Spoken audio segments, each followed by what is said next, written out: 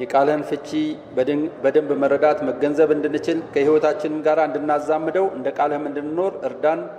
በጌታ በኢየሱስ ስም አሜን።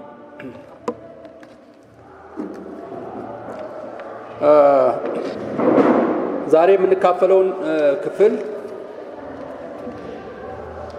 ምዕራፍ 6 ሮሜ ምዕራፍ 6ን ሁላችንም ብናወጣ ደስ ይለኛል። ይህንን ነው ዛሬ እንግዲህ እያጠቃለልን ስለሆነ ያለነው ይህንን ነው የምንመለከተው ዛሬ። አነባዋለሁ በጌታ በኢየሱስም። እንግዲህ ምን እንላለን? ጸጋ እንዲበዛልን በኃጢአት ጸንተን እንኑርን? አይደለም። ለኃጢአት የሞትን እኛ ወደፊትም እንዴት አድርገን በእርሱ እንኖራለን? ወይስ ከክርስቶስ ኢየሱስ ጋር አንድ እንሆን ዘንድ የተጠመቅን ሁላችን ከሞቱ ጋር አንድ እንሆን ዘንድ እንደተጠመቅን አታውቁምን? እንግዲህ ክርስቶስ በአብ ክብር ከሙታን እንደተነሳ እንዲሁ እኛም በአዲስ ሕይወት እንድንመላለስ ከሞቱ ጋር አንድ እንሆን ዘንድ በጥምቀት ከእርሱ ጋር ተቀበርን። ሞቱንም በሚመስል ሞቱን ከእርሱ ጋር ከተባበርን፣ ትንሣኤውንም በሚመስል ትንሣኤውን ደግሞ ከእርሱ ጋር እንተባበራለን። እንግዲህ ወዲህ ለኃጢአት አንገዛም። የኃጢአት ሥጋ ይሻር ዘንድ አሮጌው ሰውነታችን ከክርስቶስ ጋር እንደተሰቀለ አታውቁምን? የሞተስ ከኃጢአቱ ነጽቷልና። ነገር ግን ከክርስቶስ ጋር ከሞትን ከእርሱ ጋር ደግሞ በሕይወት እንመላለስ። ክርስቶስ ከሙታን ተነስቶ ወደፊትም እንዳይሞት ሞትም ወደፊትም እንደማይገዛው እናውቃለንና፣ ሞትን አንድ ጊዜ ፈጽሞ ለኃጢአትም ሞቷልና በሕይወትም መኖርን ግን ለእግዚአብሔር ይኖራል። እንዲሁም እናንተ ደግሞ ለኃጢአት እንደሞታችሁ እንዲሁ በክርስቶስ ኢየሱስም በጌታችንም ሆናችሁ ለእግዚአብሔርም ሕያዋን እንደሆናችሁ ራሳችሁን ቁጠሩ። እንግዲህ ለምኞቱ እንደምትታዘዙ በሚሞት ሥጋችሁ ኃጢአት አይንገስ። ብልቶቻችሁም የዓመፃ የጦር ዕቃ አድርጋችሁ ለኃጢአትም እንድታቀርቡ፣ ነገር ግን ከሙታንም ተለይታችሁ በሕይወትም እንድትኖሩ ራሳችሁን ለእግዚአብሔር አቅርቡ። ብልቶቻችሁም ደግሞ የጽድቅ የጦር ዕቃ አድርጋችሁ ለእግዚአብሔር አቅርቡ። ኃጢአት አይገዛችሁም፣ ከጸጋ በታች እንጂ ከሕግ በታች አይደላችሁምና። እንግዲህ ምን እንላለን? ከጸጋ በታች እንጂ ከሕግ በታች ስላይደለን ኃጢአት እንሰራለን? አይደለም። ለመታዘዝ ባሪያዎች እንድትሆኑ ራሳችሁን ለምታቀርቡለትም ለእርሱ የምታዘዙለትም ባሪያዎች እንደሆናችሁ አታውቁምን? ወይንም ለሞት የኃጢአት ባሪያ ወይንም ለጽድቅም የዓመፅ ባሪያዎች ናችሁ። ነገር ግን አስቀድማችሁ የኃጢአት ባሪያዎች ሆናችሁ ለተሰጣችሁን ለትምህርት አይነትም ከልባችሁ ስለተገዛችሁ ከኃጢአት አርነት ወጥታችሁ ለጽድቅ ስለተገዛችሁ ለእግዚአብሔር ምስጋና ይሁን። ስለ ሥጋችሁም ድካም እንደ ሰው ልማድ እላለሁ፣ ብልቶቻችሁ ዓመፃ ሊያደርግ ለርኩሰትና ለዓመፃ ባሪያዎች አድርጋችሁ እንዳቀረባችሁ እንዲሁ ብልቶቻችሁን ሊቀደሱ ለጽድቅም ባሪያዎች አድርጋችሁ አሁን አቅርቡ። የኃጢአት ባሪያ ሳላችሁ ከጽድቅ ነፃ ነበራችሁና። እንግዲህ ዛሬ ከምትፈሩበትም ነገር ያን ጊዜም ምን ፍሬ ነበራችሁ? የዚህ ነገር መጨረሻ ሞት ነውና። አሁን ግን ከኃጢአት አርነት ወጥታችሁ ለእግዚአብሔርም ተገዛችሁ፣ ልትቀደሱም ፍሬ አላችሁ። መጨረሻውም የዘላለም ሕይወት ነው። የኃጢአት ደሞዝ ሞት ነውና፣ የእግዚአብሔር የጸጋ ስጦታ ግን በክርስቶስ ኢየሱስ በጌታችን የዘላለም ሕይወት ነው። በጣም ረዥም ክፍል ስለሆነ እንግዲህ ሳነበው ምናልባት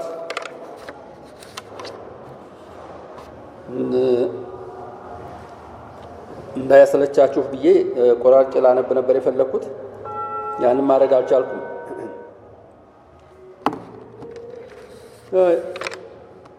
ይህንን ክፍል ስንመለከት ምንድን ነው የምናስበው ወይም ምንድን ነው የምንማረው? የምንማረውን ነገር በትክክል ማወቅ አለብን። ከምዕራፍ 3 ጀምረን እስከ 5:21 ድረስ ምትክ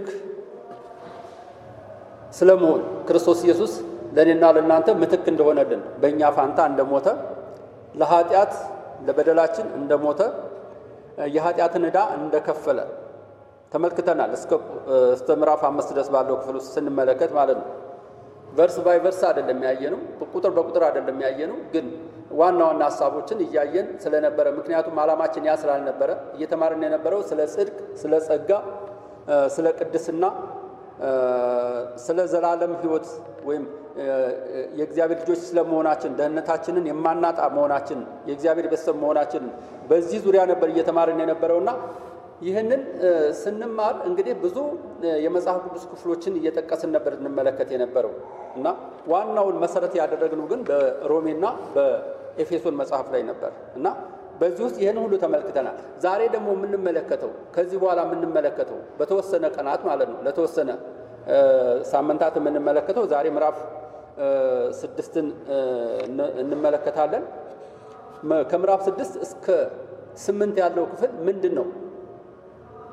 ፋይዳው ምንድን ነው? የሚያስተምረን ምንድን ነው? የትምህርቱ ዋና ማጠንጠኛ ሐሳብ ምንድን ነው የሚለው ነው የምንመለከተው። እንግዲህ በዚህ ውስጥ የምናያቸው ዋና ዋና ነገሮችን ለመጥቀስ እሞክራለሁ። እዚህ ላይ መተባበር ወይም አንድ መሆን ከክርስቶስ ጋር ህብረት ማድረግን የሚያሳይ ነው። ምዕራፍ 6፣ ምዕራፍ 7፣ ምዕራፍ 8 ከክርስቶስ ጋር አንድ መሆንን ከክርስቶስ ጋር መተባበርን የሚያመለክት ሐሳብ ነው። ሌላው ለኃጢአት ሞተናል። የኃጢአት ቁራኛ አይደለንም፣ ወይም በኃጢአት እስራት ውስጥ አይደለንም፣ ወይም በዘላለም ሞት ውስጥ አይደለንም። ከዘላለም ሞት፣ ከዘላለም ፍርድ፣ ከዘላለም በቀል፣ ከእግዚአብሔር ቁጣ ድነናል የሚለው ነው የምንመለከተው። ስለዚህ ለኃጢአት ሞተናል። የኃጢአት ጉልበት፣ የኃጢአት ኃይል ሙሉ ለሙሉ ጠፍቷል ነው የእግዚአብሔር ቃል የሚለን። እንግዲህ ምክንያቱም በክርስቶስ ኢየሱስ ተሸንፏል ማለት ነው። አቅም የለውም ማለት ነው። ተሸንፏል። በተለይ በአማኞች ላይ የተሸነፈ ስለሆነ እንደ ብሉይ ኪዳን እንደ ጥንቱ ጉልበት የለውም ነው እያለን ያለው። ጉልበት የለውም፣ አቅም የለውም፣ ምክንያቱም ተሸንፏል። ስለዚህ ሕይወቴ በክርስቶስ ኢየሱስ ነው ያለው፣ በኢየሱስ ክርስቶስ ነው ያለው ማለት በጸጋ በታች ነው ያለ ነው፣ በጸጋ ስር ነው ያለ ነው። አዲስ ፍጥረት ነው።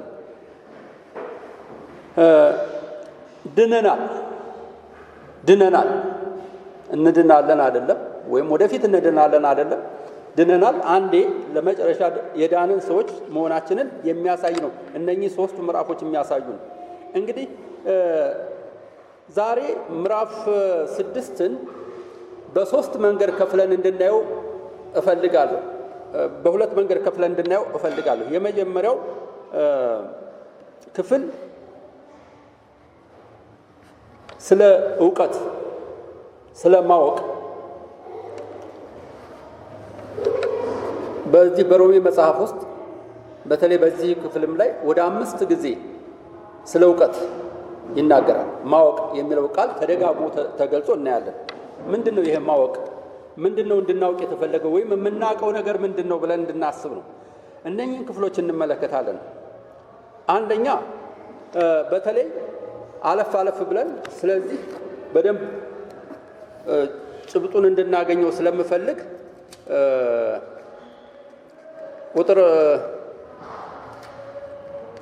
ቁጥር 6 እና 9ን በተወሰነ መልኩ እንድናየው ፈልጋለሁ።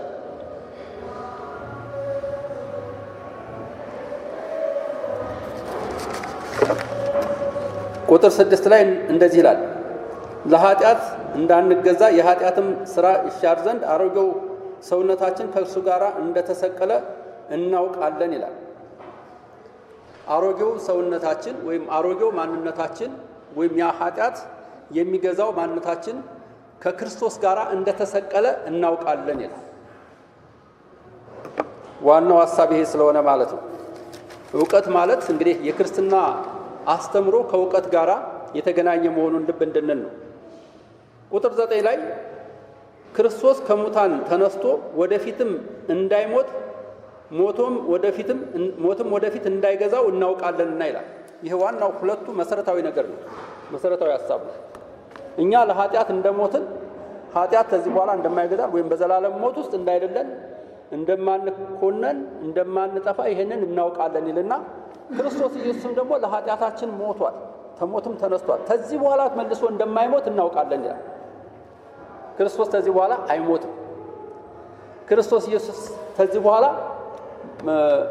እንደገና የሚያቀርበው መስዋዕት የለም። ለአንዴና ለመጨረሻ ጊዜ መስዋዕት ሆኖ ቀርቦልናል። ስለዚህ ኢየሱስ ክርስቶስ ከሞት ተነስቷል።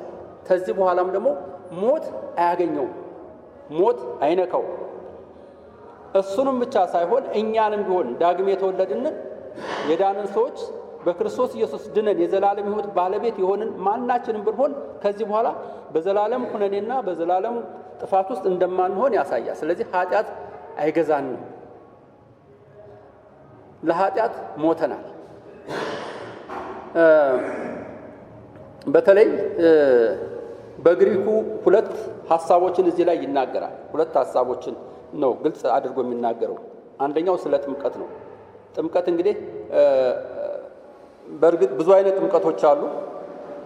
ሁለቱን ብቻ ብንመለከት እዚህ ቦታ አንደኛው የውሃ ጥምቀት ነው፣ ሌላው ደግሞ የመንፈስ ቅዱስ ጥምቀት ነው።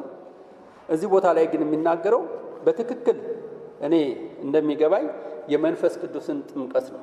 ምክንያቱም አንድ የሆንበትን ይህንን ከአንደኛ ቆሮንቶስ ምዕራፍ 12 ቁጥር 13 ጋር ማየት እንችላለን። እንግዲህ ምን እንላለን ይላል፣ ጸጋ እንዲበዛልን በኃጢአት ጸንተን እንኑርን ብሎ ይናገራል። ጸጋው እንዲትረፈረፍ፣ ጸጋው የበለጠ እንዲበዛልን በኃጢአት ጸንተን እንኑር ብሎ ጥያቄ ይጠይቃል። ሪቶሪካል የሆነ ጥያቄን ይጠይቃል። ሪቶሪካል ማለት መልስ በውስጡ ያዘለ፣ ለዚህ መልስ በውስጡ ያዘለ ሐሳብን ነው የሚናገረው። ሪቶሪካል ኩዌስችን ማለት ሪቶሪካል የሆነ ጥያቄን ይጠይቃል። እንግዲህ ከኃጢአት ከዳንን፣ ከዘላለም ሞት ከዳንን፣ ከዘላለም ፍርድ ከዳንን፣ ኃጢአት እንዲበዛልን እንደገና እንጨምር፣ እንደገና ደግሞ ጸጋው እንዲበዛልን ኃጢአትን እናድርግ፣ ኃጢአትን እየጨመርን እንሄድ፣ ኃጢአትን እያደረግን እንሄድ። በጸጋ ድነናል ያለን ሰዎች፣ ከኃጢአት ነፃ ወጥተናል ያለን ሰዎች እንደገና እንደዚያ እናድርጎይ ብሎ ይናገራል። በተለይ ወደ ኋላ መለስ ብለን ስንመለከት ከቁጥር 18 ጀምረን ምዕራፍ 5 እንግዲህ በአንድ በደል ምክንያትም ፍርድ ለኩነኔ ወደ ሰው ሁሉ እንደመጣ እንዲሁም በአንድ ጽድቁ ምክንያትም ስጦታው ሕይወትን ለማጽናት ወደ ሰው ሁሉ መጣ። በአንዱ ሰው አለመታዘዝ ብዙዎች ኃጢአተኞች እንደሆኑ እንዲሁ ደግሞ በአንዱ መታዘዝ ብዙዎች ጻድቃን ይሆናሉ። በደል እንዲበዛ ሕግ ጭምር ገባ ይላል። በደል እንዲበዛ፣ ኃጢአት እንዲበዛ፣ ኃጢአት እንዲታወቅ፣ ኃጢአት ምንነቱ እንዲገለጽ፣ ኃጢአትን ሰው በደንብ ክፋትን፣ ተንኮልን በደንብ ማወቅ መረዳት እንዲችል ሊሄድ ለእውቀት እንድናቀው ሕግ ባይኖር ኖሮ ሐዋርያው ጳውሎስ እንደሚናገር ኃጢአት መሆኑን ባላወቅኩትም ነበር እንደሚል ለዚህ እንደመጣ ይናገራል። እና ስለዚህ እንዲሁ ደግሞ በአንዱ መታዘዝ ብዙዎች ጻድቃን ይሆናሉ። በደል እንዲበዛ ሕግ ጭምር ገባ።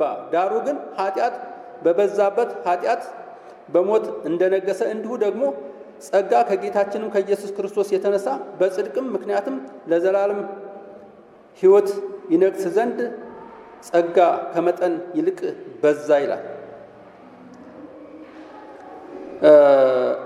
ቁጥር 17ን ከፍ ብዬላም በአንዱም በደል ሞት በአንዱ በኩልም ከነገሰ ይልቁንም የጸጋ ብዛትና የጽድቅም ስጦታ ብዛት የሚቀበሉትም በአንዱ በኢየሱስ ክርስቶስ በኩል በሕይወት ይነግሳሉ ይላል። በሕይወት መንገስ፣ በሕይወት መኖር፣ የዘላለም ሕይወትን ማግኘት ማለት ነው። የዘላለም መንግስት ወራሾች በመሆን እንግዲህ ምን እንላለን ብሎ የሚጀምረው ለዚህ ነው። እንግዲህ ምን እንላለን? ጸጋ እንዲበዛልን በኃጢአት ጸንተን እንኑርን? ኃጢአት ጽድቅ፣ በነገራችን ላይ ጸጋ እኮ በጣም ተትረፍርፏል፣ በጣም በስቷል። እስካሁን የተሰራውም ኃጢአት፣ እስካሁን በብሉይ ኪዳን የነበረውንም ኃጢአት ብናስብ ያ ኃጢአት ወይም ያ በደል የጸጋውን ባለጸግነት ፈጽሞ ሊሽረው አይችልም። ከዚያም ጋር ሊተካከል አይችልም።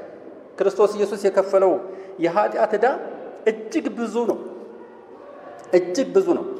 አሁንም እንደው እንዲበዛልን ኃጢአትን የደጋገምን እንስራ፣ አሁንም ኃጢአትን እናድርግ ነው የሚለው ሐዋርያው ጳውሎስ። አይደለም፣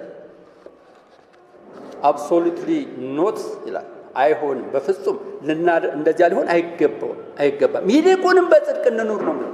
ይልቁንም በጸጋ የዳንን ሰዎች እኔና እናንተ በጽድቅ እንኑር። ምክንያቱም ያጸደቀን እሱ ስለሆነ፣ የጸደቅን ስለሆነ፣ የዳንን ሰዎች ስለሆነ በጽድቅ እንኑር ብሎ ይነግረናል። ፈጽሞ በኃጢአት እንድንቀጥል ሳይሆን ከኃጢአት ባርነት ነፃ ያወጣንን ጌታን እሱን በመከተል በክርስቶስ ኢየሱስ ነፃ የሆንን ሰዎች በነፃነት ልንኖር፣ ከኃጢአት ባርነት ያወጣንን እሱን በመከተል በእርሱ በማመን በጽድቅ እንድንኖር ነው እግዚአብሔር ይህንን መልእክት ወደኛ ያመጣው። ስለዚህ ለኃጢአት ሞተናል፣ ለኃጢአት ሞተናል። በቃ አለቀ፣ ያለቀ ጉዳይ ነው። ኃጢአት ሊገዛን አይችልም፣ ኃጢአት ሊቆጣጠረን አይችልም። ምክንያቱም እኛ አዲሱ ፍጥረቶች ስለሆነ። የማን ዘር ነው ያለን? የክርስቶስ ኢየሱስ ዘር ስለሆነ የአዲሱ ሕይወት ወይም የክርስቶስ ኢየሱስ ፍሬ በእኛ ውስጥ ስላለ አዲስ ሰዎች ስለሆነ፣ አዲስ ፍጥረቶች ስለሆነ በአሮጌው ፍጥረት፣ በአሮጌው ስርዓት፣ በአሮጌው ማንነት ውስጥ ልንቀጥል ልንመላለስ አይገባም ነው እያለን ያለው ሐዋርያው ጳውሎስ። ስለዚህ ኃጢአት ተሽሯል፣ ሕግ ተሽሯል። ሕግ ከዚህ በኋላ ኃይል የለውም፣ ስልጣን የለውም ስንል በቃ እንደዚያ ከሆነ እንደፈለገን እንሁን አይደለም። ምክንያቱም እኛ አዲስ ፍጥረት ስለሆነ ካሮጌው ፍጥረት ካሮጌው ተፈጥሮ በሞት የመለየት ያክል ነፃ መሆናችንን የሚያሳይ ሐሳብ ስለሆነ ነው። ስለዚህ ለኃጢአት ሞተናል፣ ለአዲስ ሕይወት ደግሞ ተነስተናል። ለአዲስ ሕይወት የተነሳ ሰው፣ አዲስ ፍጥረት የሆነ ሰው እንዴት ኃጢአትን እያነፈነፈ በኃጢአት ውስጥ ይመላለሳል? እንዴት የኃጢአት ባሪያ ሊሆን ይችላል? በእርግጥ ኃጢአት ትልቅ ፓወር አለው። ይገዛል፣ ይቆጣጠራል፣ በኃጢአት ውስጥ እንድንመላለስ ያደርጋል። ከዚያ ግን ጌታ ነፃ አውጥቶናል። ነፃ መውጣቱን ያላወቀ ሰው ግን በዚያ ውስጥ ይመላለሳል። ምክንያቱም ነፃነታችንን ካላወቅን፣ ነፃ መውጣታችን ካልገባን በዚያ ውስጥ እንመላለሳለን ማለት ነው። ምን ያክል ገብቶናል? እኛ ጻድቅ መሆናችን ምን ያክል ገብቶናል? እንግዲህ ቅድም እንደነገርኳችሁ በተለይ ሁለቱን ሐሳቦች ልብ ልንላቸው ይገባል። ቁጥር 6 እና ቁጥር 9 ደግሜ ያነባዋለሁ። የኃጢአት ሥራ ይሻር ዘንድ አሮጌው ሰውነታችን ከክርስቶስ ጋር እንደተሰቀለ እናውቃለን። አውቃችኋል? አሮጌው ማንነታችን ከክርስቶስ ጋር ምን ሆኗል ይላል? ተሰቅሏል። ከክርስቶስ ጋር በመስቀል ላይ ተሰቅሏል። እሱ ሲሞትልን፣ ኢየሱስ ክርስቶስ ሲሞትልን እኔና እናንተን በሱ ያመንን ሁሉ ከክርስቶስ ጋር እንደሞትን እናውቃለን ይላል። ከሱ ጋር እንደተሰቀልን እናውቃለን ይላል።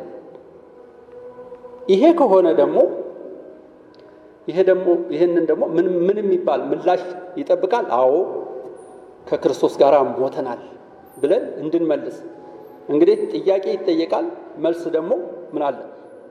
አይደለም ወይም ነው የሚል መልስ ተኛ ይጠበቃል ማለት ነው። ቁጥር 9 ላይ ያለውን ክፍል ስንመለከት ደግሞ ክርስቶስ ከሙታን ተነስቶ ወደፊትም እንደማይሞት ሞትም ወደፊትም እንደማይገዛው እናውቃለንና ይላል። እንግዲህ ከቁጥር 1 እስከ 12 ድረስ ያለው ክፍል ዋናው የሚያጠነጥነው በሁለቱ ነገሮች ላይ ነው። አንደኛው እኛ በክርስቶስ ኢየሱስ ያመንን ሰዎች ከዘላለም ሞት ያመለጥን ወይም ነፃ የወጣንና ከክርስቶስ ጋር የተሰቀለን እንደሆንን የሚያሳይ ሲሆን፣ ሁለተኛው ደግሞ ኢየሱስ ክርስቶስ ደግሞ እኛን ከሞት ሊያስነሳን ከሞት ሊያወጣን ለእኛ ፋንታ ሞቷል፣ ከሞትም ደግሞ ተነስቷል። ስለዚህ ከዚህ በኋላ ምን አያደርገውም? ሞት ምን አያደርገውም? አይገዛውም። እንደማይሞትም እናውቃለን። ስለዚህ እኛም በሱ የምናምን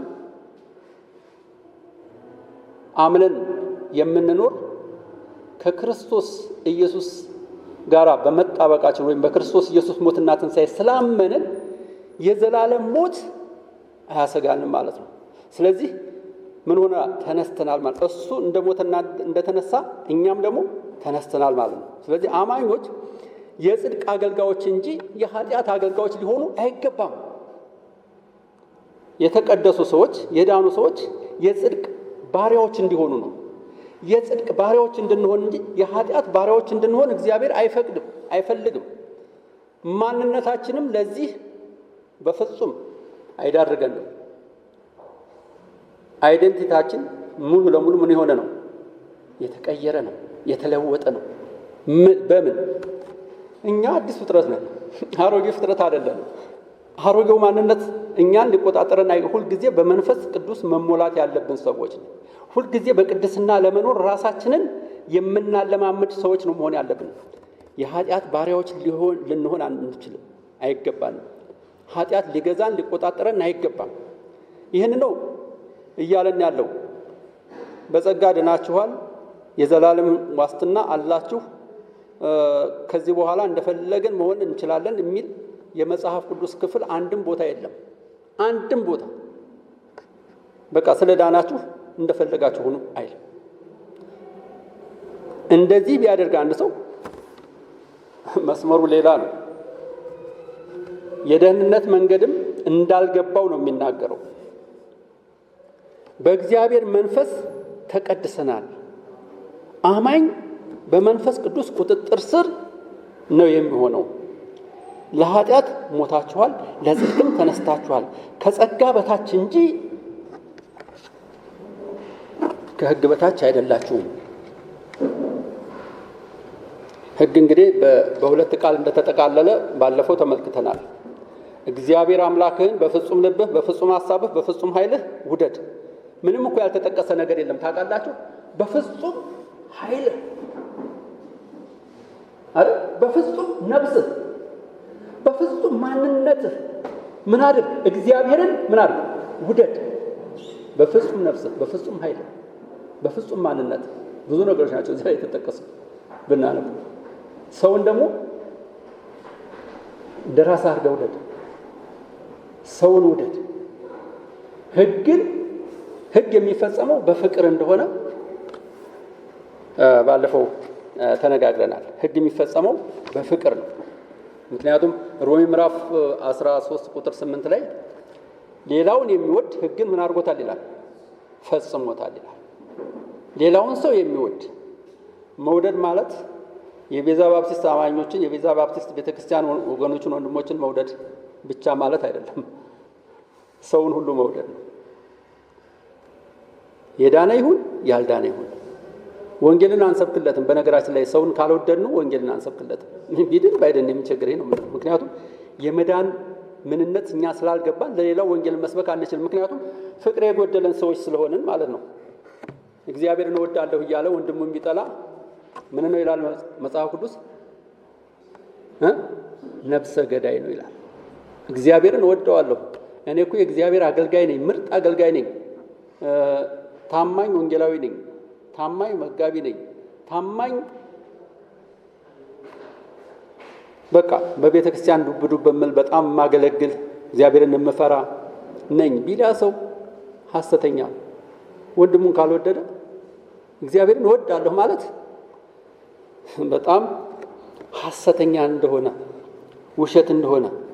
ይሄ ምንድነው? በጣም የማጭበርበር ወይም እግዚአብሔር የሚጸየፈው ሊሆን ይችላል። የማስመሰል ፍቅር እግዚአብሔር አይፈልገውም። ለኃጢአት የሞተ በኃጢአት ሊቀጥል አይገባው። ኃጢአት የለም ማለት አይደለም። ኃጢአት መስራት አይቻልም ማለት አይደለም። ባለፈው ስንነጋገር ትንሽ ግልጽ ለማድረግ ስለፈለኩ ነው። ኃጢአት የሚባል ነገር ፈጽሞ የለም ማለት አይደለም። ግን ያ የዘላለም ሞት የሚያመጣው ኃጢአት በክርስቶስ ኢየሱስ በመስቀል ላይ ተሰቅሏል፣ ተቸንክሯል። ምክንያቱም ከመንገድም ተወግዷል። ነገር ግን ዛሬም ቢሆን ኃጢአት እናደርጋለን። ኃጢአት ያደርጋል ሰው በመንፈስ ቅዱስ ቁጥጥር ስር ካልሆነ፣ እንደ አዲሱ ፍጥረት መመላለስ ካልቻለ አሁንም ቢሆን ሰው ኃጢአት ያደርጋል። ስለዚህ ኃጢአት ይጠፋል ማለት አይደለም። ነገር ግን በመንፈስ ቅዱስ ቁጥጥር ስር እንድንሆን ይሄ እንደተሰቀለ ያ ማንነታችን እንደተሰቀለና አዲስ ፍጥረት እንደሆነን እንድናስብ ነው የሚነግረን። የኃጢአት ተገዥነት ምን ሆኗል? ተሰብሯል። የኃጢአት ተገዥነት ሙሉ ለሙሉ ተሽሯል። የኃጢአት ተገዢ ልንሆን አይገባንም ነው እያለን ያለው። ከቁጥር 12 እስከ 23 ያለውን ክፍል ደግሞ ሁለተኛውን ክፍል ደግሞ እንመለከታለን። ያንን እንግዲህ ሪቶሪካል ኢኩዌሽን የሆነውን እንዴት እንደመለስ ነው አይተናል ወይም ተመልክተናል። አሁን የምናየው ደግሞ ሁለተኛውን ክፍል እንመለከታለን። ከቁጥር ቅድም ስላነበብነው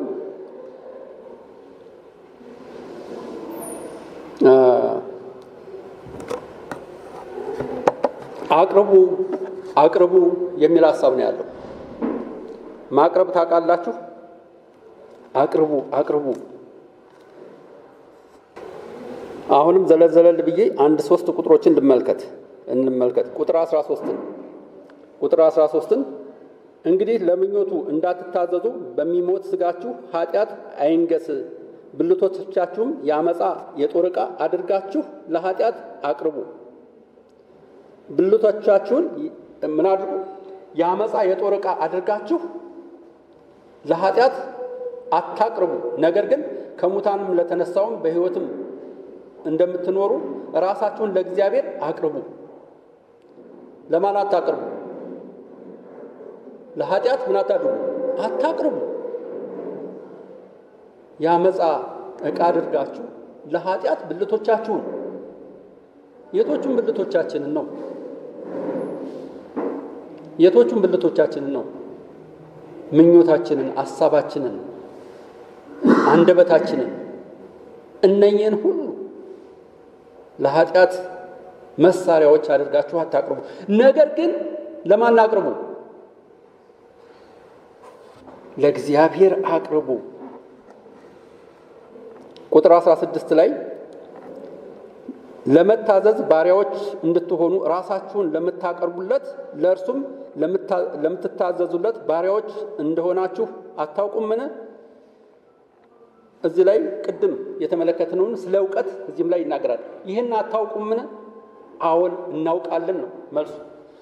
አዎን እናውቃለን። ታዲያ ምን ይጠበስ? ምን ይደረግ? ምን እንፈጽም? ምን እናድርግ? የምናደርገውማ ራሳችንን ሕያው መስዋዕት አድርገን ለማን ማቅረብ ነው ያለብን? ለእግዚአብሔር ማቅረብ ነው ያለብን። ባሪያዎች እንደሆናችሁ ለምትታዘዙለት ባሪያዎች እንደሆናችሁ አታውቁምን? አሁን የኃጢአት ባሪያዎች ሳትሆኑ ለምትታዘዙለት ለሱ ባሪያዎች ናችሁ። ለማ? ለእግዚአብሔር ባሪያዎች ናችሁ። የጽድቅ ባሪያዎች ናችሁ። የጽድቅ ባሪያዎች ከሆናችሁ የምንገዛው ለጽድቅ ነው። ወይም ለሞት የኃጢአት ባሪያዎች ወይንም ለጽድቅ የመታዘዝ ባሪያዎች ናችሁ። ለኃጢአት ሞታችኋል። ቁጥር 19 ላይ ያለውን አነበውና ወደ ትንታኔው ሄዳለሁ። ስለ ስጋችሁ ድካም እንደ ሰውም ልማድ እላለሁ፣ ብልቶቻችሁ አመፃ ሊያደርጉት ለክርስቶስም ለአመፃ ባሪያዎች አድርጋችሁ እንዳቀረባችሁት እንደዚሁ ብልቶቻችሁ ሊቀደሱ ለጽድቅም ባሪያዎች አድርጋችሁ አሁን አቅርቡ። ዋናው መልእክት ከቁጥር 13 ጀምረን እስከ 23 ያለውን ክፍል እስከ 21 ድረስ ያለውን ክፍል ስንመለከት አቅርቡ የሚለውን ነው። ቅድም ስለ እውቀት ተናግረናል። የምናውቃቸው ብዙ ነገሮች አሉ። ኃጢአታችን መንጻቱን አውቀናል። ክርስቶስ ኢየሱስ ደግሞ ለኃጢአትና ለበደላችን እንደሞተ ከሞትም እንደተነሳ አውቀናል። ስለዚህ እኛም ደግሞ የዘላለም ሕይወት ባለቤት እንደሆነን አውቀናል። አሁን ደግሞ እኛ ደግሞ የዳንን ሰዎች የምናቀርበው ነገር አለ። እኛነታችንን ለእሱ እንድናቀርብ ይናገራል።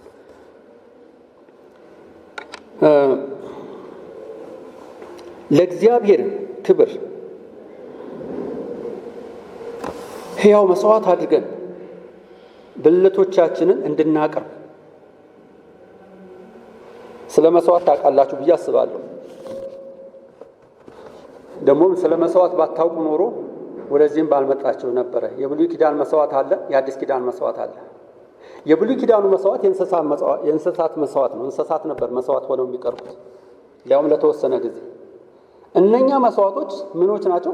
እንስሶች ናቸው። እንከን የሌለባቸው ናቸው። ንጹሐን ተደርገው ነው የሚቀርቡት። ንጹህ መስዋዕት ነው ለእግዚአብሔር የሚቀርበው። ግን መስዋዕት ከተሰዉ በኋላ ደማቸው ከፈሰሰ በኋላ ከዚያ በኋላ ምንድን ናቸው ማለት ነው? ሕያዋን ናቸው ወይስ ሙታን ናቸው? ሙታን ናቸው አይደል? የሞቱ ናቸው፣ አይነሱ። ሙታን ናቸው፣ የበሰበሱ ናቸው፣ ይሞታሉ ማለት ነው። በቃ መስዋዕቱ ያን ጊዜ የሚያስ ለእኛ ግን የቀረበው መስዋዕት ደግሞ ሕያው መስዋዕት ነው። ማን ነው እሱ? ኢየሱስ ክርስቶስ ነው። ሕያው መስዋዕት፣ ሕያው የሆነ መስዋዕት ነው የቀረበልን። ሕያው የሆነ መስዋዕት ከቀረበልን ይሄ ሕያው የሆነ መስዋዕት እኔና እናንተን ምን አድርጎናል? ሕያው አድርጎናል። ለአንድና ለመጨረሻ ጊዜ ራሱን መስዋዕት አድርጎ ስላቀረበ ሕያው የሆነ መስዋዕትን ቀርቦልናል። ስለዚህ በአዲስ ኪዳን ያለን እኛ ደግሞ ሰውነታችንን ምን ማድረግ አለብን? ሕያው መስዋዕት አድርገን ለእግዚአብሔር ልናቀርብ ይገባናል ነው። ሕያው መስዋዕት አድርገን ልናቀርብ ይገባናል። እንዴት ነው የምናቀርበው የሚለውን የተወሰነ ክፍል የተወሰነ ሐሳብ ልናገርና ከዚያ ወደ ውይይት እንሄዳለን። ክርስቶስ ለኛ ያደረገውን ባወቅነው መሰረት ኢየሱስ ክርስቶስ ለኔና ለናንተ የሰራልንን ስራ ባወቅነው መሰረት እሱን በወደድነው መሰረት እሱ እኛን በወደደንና እኛም ደግሞ እሱን በወደድነው መሰረት እሱ ለኔና ለናንተ ራሱን መስዋዕት አድርጎ ባቀረበልን መሰረት የተከፈለልንን ለኛ የከፈለውን ዕዳ በማወቅ በመረዳት ኢየሱስ ክርስቶስ እኮ ለኔ በደልና ኃጢአት ንጹህ የሆነው ደሙን አፍስሷል፣ ከሞትም ተነስቷል። ስለዚህ እኔ ደግሞ ያው ቅዱስ ሆኜ መኖር አለብኝ። በጸጋ ድኛለሁ። በእግዚአብሔር ልጅ በኢየሱስ ክርስቶስ ሞትና ትንሣኤ የዘላለም ሕይወት ባለቤት ሆኛለሁ። ከሞት ወደ ሕይወት ተሻግሬያለሁ። ከሞት ወደ ሕይወት ከተሻገርኩ የመንግስቱ ወራሽ ከሆንክ ሞት የማይገዛኝ ከሆነ ራሴን ደግሞ ሕያው መስዋዕት አድርጌ ማቅረብ አለብኝ። እግዚአብሔር እኔና እናንተን ይፈልገናል። ምናችንን ይፈልገዋል? ነፍሳችንንም፣ መንፈሳችንንም፣ ስጋችንንም። ደግሞ ስጋችን ምን ያደርግለታል እንዳትሉ ስለምናየው ስጋችን ምን ያደርግለታል? በስጋችን እንደፈለገን ብንሆን፣ እንደፈለገን ብንፋንን፣ የፈለገንን ብናደርግ ከስጋችን ጋር ምን ጉዳይ ያለው? እግዚአብሔር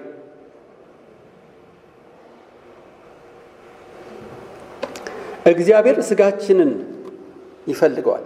የእግዚአብሔር ቤተ መቅደስ ስለሆነ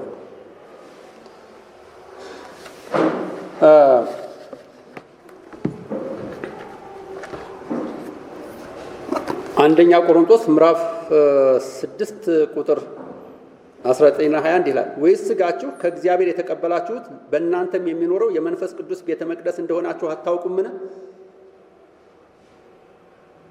ምንድን ነው የምትመልሱት? አታውቁምን ስትባሉ አሁን እናውቃለን።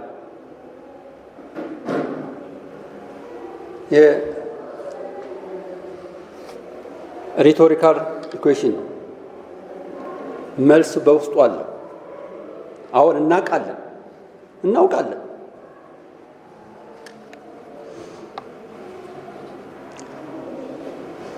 ቤተ መቅደስ እንደሆናችሁ አታውቁምን?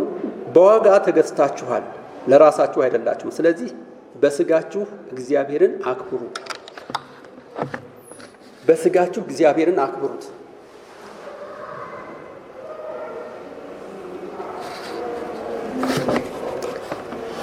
ቁጥር 13 ላይ ይህንኑ ሐሳብ ሲያጠነክረው እንመለከታለን። እንግዲህ በጎ የሆነው ነገር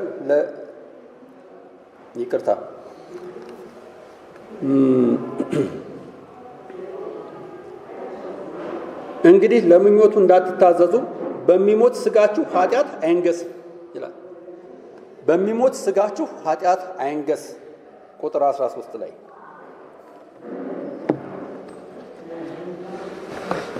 በዚህ እግዚአብሔር ሊከብርበት በሚገባው በሚሞት ስጋችሁ ኃጢአት መንገስ የለበትም። ኃጢአትን ማድረግ የለባችሁም። ለሱ የተገዛችሁ ነው መሆን ያለባችሁ። እግዚአብሔር ስጋችንን የሚፈልግበት ብዙ መንገድ እንዳለው ልብ ልንል ይገባናል። ቤቱን ለመገንባት ነው። እኛ እዚህ የተሰበሰብነው ሁላችንም የእግዚአብሔርን ቤት ለመገንባት ወይም የእግዚአብሔር ቤተ መቅደስ ሆነን ያለነው። አንዱ በአንዱ ላይ ሲጨመር፣ አንዱ ሲያምን ደግሞ ብዙ ሲጨመር የእግዚአብሔር ቤተ መንግስት እያደገች የእግዚአብሔር ቤተ መቅደስ እያደገ እየሰፋ ይሄዳል። በዚህ ውስጥ እግዚአብሔር ደግሞ ደስ ይሰኛል። ስለዚህ እግዚአብሔር ቤቱን ለመገንባት፣ ቤቱን ለማሳደግ፣ ቤቱን ለማስፋት እኛን ይፈልገናል። ዓላማውን ለማከናወን እግዚአብሔር እኛን ይፈልገናል። እቅዱን ለማስፈጸም እግዚአብሔር እኛን ይፈልገናል። መንግስቱን እንድናሰፋ እግዚአብሔር እኛን ይፈልገናል። ስጋችንንም ይፈልገዋል።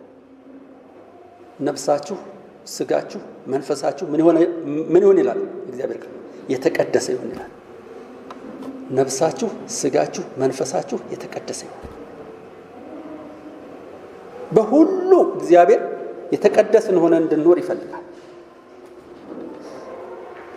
የስጋ ብልቶቻችንን ሁሉ ለኃጢአት መተግበሪያ ሳይሆን ማለት ያለብን ለአዲሱ ፍጥረት ለጽድቅ የጽድቅ ባሪያዎች እንድንሆን፣ የኃጢአት ባሪያዎች ሳንሆን የጽድቅ ባሪያዎች ሆነን እንድንገዛ እግዚአብሔር ይፈልጋል። እንዳላደክማችሁ እንጂ መዝሙር 51 ብታነቡት ይገርማችኋል። ጆሮአችን፣ ልባችን፣ አይምሮአችን፣ ሁሉ ነገራችን ለሱ የተቀደሰ እንዲሆን ይናገራል። ማለት በዚያ ሁሉ ኃጢአት እንደሚሰራ፣ በደል እንደሚሰራ፣ አመጽ እንደሚሰራ ይናገራል። እነኚህ ነገሮች ሁሉ እንዲቀደሱ እግዚአብሔር ይፈልጋል። ለእግዚአብሔር ምርጥ ዕቃዎች እንድንሆን እግዚአብሔር ይፈልጋል።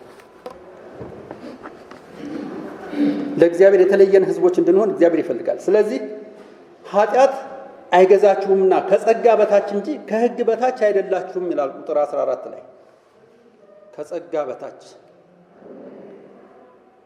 ከጸጋ በታች መሆን ለኃጢአት ላይሰንስ መስጠት አይደለም። ከጸጋ በታች መሆን በጸጋው ኃይል፣ በመንፈስ ቅዱስ ኃይል፣ በጸጋው ብዛት ለመታዘዝና ራስን አሳልፎ ለመስጠት ለእግዚአብሔር መንግስት እንደሚገባ መኖር የምንችልበትን ኃይል ነው የሚሰጠን። እንግዲህ ምን እንላለን? ከጸጋ በታች እንጂ ከሕግ በታች ስላይደለን ኃጢአት እንስራንን? ይገርማል። ሐዋርያው ጳውሎስ እየደጋገመን ጥያቄ ይጠይቃል። በቃ እንግዲህ አሁን ከጸጋ በታች ከሆነን ኃጢአት እንስራ፣ ኃጢአት እናድርግ? ምክንያቱም ከጸጋ በታች ነው። በጸጋ ድነናል። እግዚአብሔር ደግሞ ልጆቹ አድርጎናል። ስለዚህ የእግዚአብሔር መንግስት ወራሾች ሆነናል። ከመንግስቱ ውጪ እንዴት ሊያደርገን ይችላል? እግዚአብሔር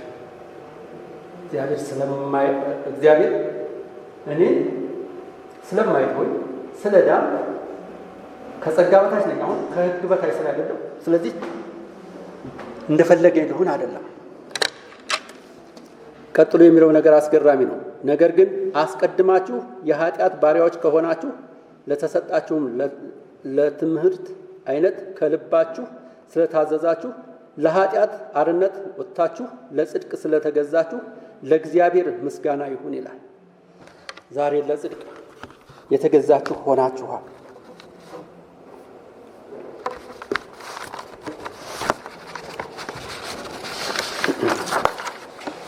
ከኃጢአት ወይም ከሕግ በታች አይደላችሁም፣ ከጸጋ በታች ናችሁ። ለምን እናቀርባለን የሚለውን ደግሞ ምላሽ እስቲ እንመልስ። ለምንድን ነው የምናቀርበው? አቅርቡ አለ። ሰውነታችሁን ሕያው መስዋዕት አድርጋችሁ አቅርቡ አለ። በተለይ ምዕራፍ 12 ላይ ቁጥር 1 ላይ ብዙ ነገር ይናገርና ሐዋርያው ጳውሎስ ከላይ ብዙ ሀሳቦችን ከተናገረ በኋላ እንግዲህ ብሎ ነው የሚጀምረው። እንግዲህ ወንድሞቼ ሆይ ሰውነታችሁን እግዚአብሔርን ደስ የሚያሰኝ ሕያው ቅዱስ መስዋዕት አድርጋችሁ ታቀርቡ ዘንድ በእግዚአብሔር ርኅራኄ እንለምናችኋለን። እርሱም ለአእምሮ የሚገባ አገልግሎታችሁ ነው ይላል። ለአእምሮ የሚመች ለአእምሮ የሚገባ እንደው ዝም ብሎ አይደለም። እዚህ ቦታ ላይ ሐዋርያው ጳውሎስ እየተናገረ ያለው ከኋላ ብዙ ነገሮችን ከተናገረ ካብራራ በኋላ ነው። አንድ ክርስቲያን ምን መምሰል እንዳለበት እንዴት መሆን እንዳለበት ክርስቲያን የሆንበትን ዋናውን መሰረታዊ ነገር ከነገረን በኋላ እንግዲህ ሰውነታችሁን ሕያው መስዋዕት አድርጋችሁ ለእግዚአብሔር አቅርቡ ይላል። ለምን የሚለውን ደግሞ እንመልስ። ቁጥር 14 እስከ 15 በመውደድ ቀጥሎ ከ16 እስከ 20 በነፃነት፣ ሶስተኛው ደግሞ ፍሬ በማፍራት መውደድ ራሳችንን ለእግዚአብሔር የምናቀርበው ከእግዚአብሔር ጸጋ የተነሳ ነው። በጸጋ መዳናችን ለኃጢአት በር አይከፍትም። ይልቁንም ጌታን ምን ያክል እንደምንወደው፣ ምን ያክል እንዳፈቀር ነው፣ ምን ያክል ለእሱ ፍቅር እንዳለን፣ ምን ያክል እሱ ለእኛ የከፈለው ዋጋ እንደበዛለን ስናውቅ በውዴታ በፍቅር ደስ ብሎን ራሳችንን ለእሱ እናቀርባለን። ራሳችንን ለእግዚአብሔር እናቀርባለን። ያ ፍቅር ሲገባን ማለት ነው። እሱ ወዶናልና እኛም እንወደዋለን። ሐዋርያው ዮሐንስ በመልእክቱ ውስጥ እሱ አስቀድሞ ወዶናልና እኛም እንወደዋለን ስለሚል መጀመሪያ ወደደን ማን ነው? እግዚአብሔር ነው። እኛን የወደን ነው? እኛ አይደለንም የወደን ነው። እሱ እኮ ስለወደደን ነው እኛ ደግሞ የወደን ነው። ብልጦች ነን። ስለተወደድን ነው የምንወደው። እሱ ደግሞ በሁኔታዎች ላይ ባልተመሰረተ ፍቅር ነው እኛን የወደደን። ስለዚህ በውዴታ ነው የምናቀርበው፣ በመውደድ እግዚአብሔርን በመውደድ እሱ ስለወደደን፣ አዲስ ፍጥረት ስላደረገን፣ የዘላለም ሕይወትን ስለሰጠን፣ መንግስቱን ስለወረሰን፣ ስለዚህ የጽድቅ ባሪያዎች ስለሆንን ነው። ሌላው ነፃ ስለወጣን ነው። ነፃ ወጥተናል። ከቁጥር 16 እስከ 20 ያለውን ክፍል ስንመለከት ነፃ ወጥታችኋል ነው የሚለው። በነፃነት ልንኖር ከኃጢአት ባርነት ነፃ ወጥታችኋል። ከኃጢአት ባርነት ነፃ መውጣት እና የጽድቅ ባሪያ መሆን ምን ያክል ዋና ሀሳብ እንደሆነ ልናውቀው ይገባናል። የኃጢአት ባሪያ ስላይደለን የጽድቅ ባሪያ እንጂ የኃጢአት ባሪያዎች አይደለንም። የሞት ባሪያዎች አይደለንም። በአሮጌው ተፈጥሮ ውስጥ የምንገዛና የምንታዘዝ አይደለንም። ወይም ለዚያ የተፈጠርን ሰዎች አይደለም። አዲስ ፍጥረት ሆነናል። በሞት ሲለይ አንድ ሰው ምን ይባላል? ከዚህ ዓለም በሞት ተለይቷል ይባላል። ከዚህ ዓለም በሞት ተለይቷል ይባላል። እኔና እናንተም ደግሞ ከዘላለም ሞት የሞት ያክል ተለይተናል። ከአሮጌው ተፈጥሮ የሞት ያክል ተለይተናል። አዲስ ፍጥረት ነን። አዲስ ፍጥረት ከሆነን ደግሞ የጽድቅ ባሪያዎች ነን። በጽድቅ ነው የምንኖረው። ከመጽደቃችን በፊት የኃጢአት ባሪያዎች ነበር። አሁን ግን የክርስቶስ ባሪያዎች ነን፣ የጽድቅ ባሪያዎች ነን። ያልዳነ ሰው ከጽድቅ ነፃ እንደሆነ ይናገራል። እዚሁ ላይ ከፍ ብለን ስንመለከት ከጽድቅ ነፃ ነው ይላል። ከዘላለም ሕይወት ነፃ ነው ይላል ያልዳነ ሰው። አንዳንድ ጊዜ ነፃነትም ሲገለጽ ጥሩ ነገር ይመስላል። ከኃጢአት ነፃ መሆንና ከጽድቅ ነፃ መሆን ሁለቱም ቃል ያው ነፃ የሚል ሀሳብ ስላለው ጥሩ ነገር ይመስላል። ግን እዚህ ላይ የሚናገረው ከባድ ነገር ነው። ከጽድቅ ነፃ ናችሁ ነው የሚለው። ያልዳኑ ሰዎችን ዳግም ያልተወለዱ ሰዎች ከጽድቅ ነፃ ናችሁ። እኔና እናንተ ደግሞ ዳግም የተወለድን ደግሞ ከኃጢአት ነፃ ነን። ከዘላለም ሞት ነፃ ነን። የጽድቅ ባሪያዎች ነን። የጸደቅን ነን። ሌላው የመጨረሻው ፍሬ ነው። አንድ ሰው በአንድ መስሪያ ቤት ሲሰራ አንድ ሰው የአንድ ሰው ባሪያ ሲሆን ወይም አገልጋይ ሲሆን በየወሩ ምን ይፈልጋል? ደሞዝ ይፈልጋል። ደሞዝ ይከፈለዋል ለሰራው ስራ። ኃጢአትን የሚያደርግ ሰው የኃጢአትን ዋጋ ያገኛል። ኃጢአት ስለሰራ ለዚያ ለሰራው ኃጢአት ክፍያ ይከፈለዋል ወይም ያገኛል። የኃጢአትን ዋጋ ያገኛል።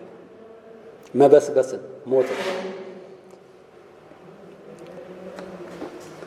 ጽድቅን የሚያደርግ ደግሞ የዘላለምን ሕይወት አለው። የዘላለምን ሕይወት ያገኛል። ስለዚህ አሁን ግን ከኃጢአት አርነት ወጥታችሁ ለእግዚአብሔርም ተገዛችሁ ልትቀደሱም ፍሬም አላችሁ፣ መጨረሻውም የዘላለም ሕይወት ነው ይላል። የዘላለም ሕይወት ነው። የኃጢአት ደሞዝ ሞት ነውና የእግዚአብሔር የጸጋ ስጦታ ግን በክርስቶስ ኢየሱስ በጌታችን የዘላለም ሕይወት ነው።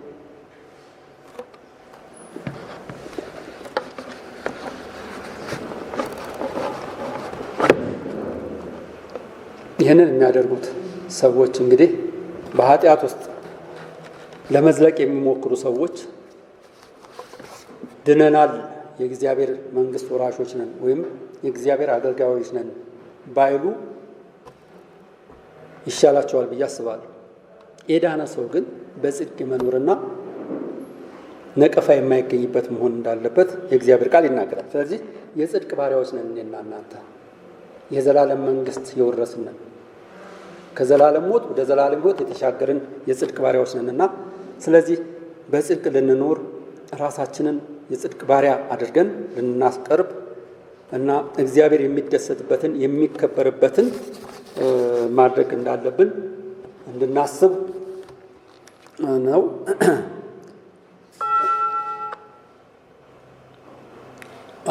በጣም ብዙ ነው የተናገርኩት፣ ይቅርታ። እሺ፣ አንድ 10 ደቂቃ ብቻ ነው የተውኩላችሁ።